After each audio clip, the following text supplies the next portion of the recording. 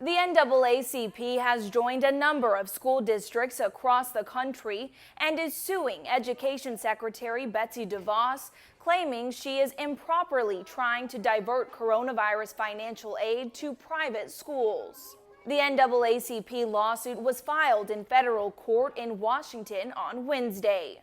The CARES Act set aside more than $13 billion for elementary and secondary schools, including private schools serving disadvantaged students.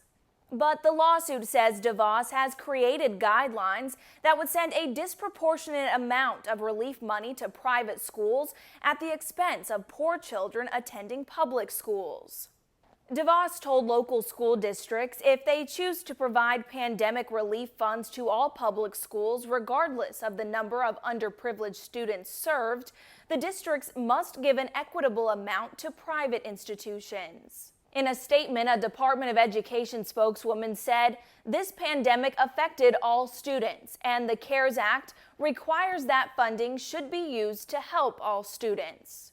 But the NAACP accuses the Education Department of drastically changing the congressional intent of the CARES Act without public input. The lawsuit argues the percentage of CARES Act funds that Congress intended to be set aside for the benefit of private school students is minimal and focused on children in need.